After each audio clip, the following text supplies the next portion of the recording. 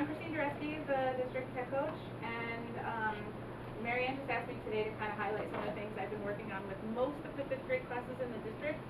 Really, it started with one teacher who had an idea and emailed me last summer and said, "Do you think we can do this?" And then we just made a plan to do it sort of every Friday throughout the year and add little pieces to their curriculum using this technology and the different tools that I had just gotten after my first full year being done here in district full time.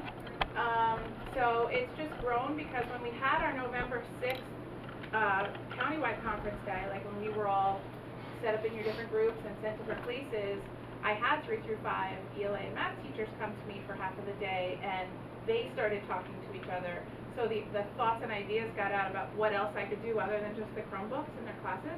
So I'm now in all of the 5th grade, well, the 5th grade classes in Walden, all of the 5th grade classes in, well, both, I should say, there's only 2 in DC, and 3 out of the 4 classes in Montgomery.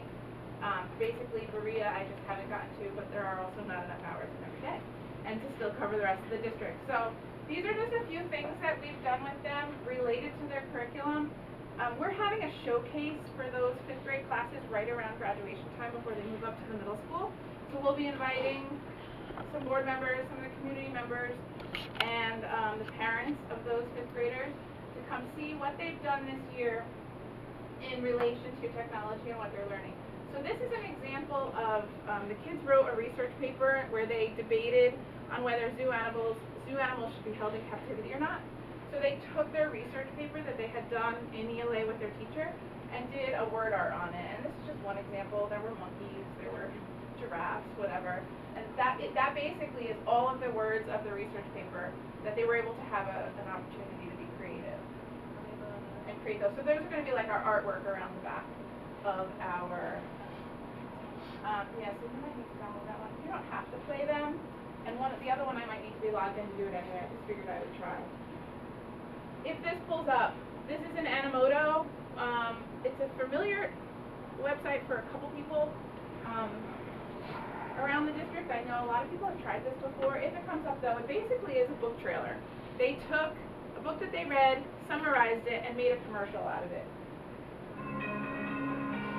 And it took them about 2 days only in the ELA time in order to do this from start to finish. They'd already summarized separately.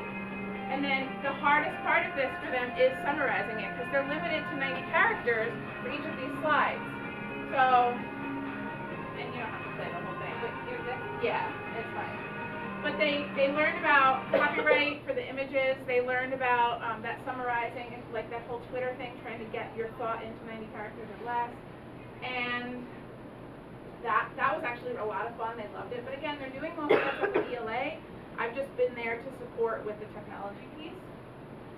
This is a hyperdoc. This was kind of our biggest, not the hyperdoc itself, but the overall project. This year we spent the most amount of time, and we still have several weeks left. We don't present until the end of May for the showcase, but this was an introduction to their lesson on their social studies curriculum on the Aztec mind and Inca civilizations. So I actually had to be out one day, but they were ready for like Friday Tech Days with me in Walden. So what I had done is prepared this hyperdoc, which is a complete interactive document they lead themselves through. So a lot of these items, I don't know why the board won't scroll though, let's see if I can do it. The board's not touchable. A lot of these items are interactive. So the pictures here, it links out to other things, and it says click here. So they have their tasks all built out, and it goes on to another page as well. And they link to other documents as well. Here are some videos involved. They had a 3-2-1 chart, a mind map where they could plan out all of their notes about what they were learning along the way. Yeah, I must not have shared it. I thought I was going to probably log in, so. But a mind map they had to do, and all of these pieces that kind of helped along the way. And a lot of the thought process behind this came because the 5th grade teachers were going,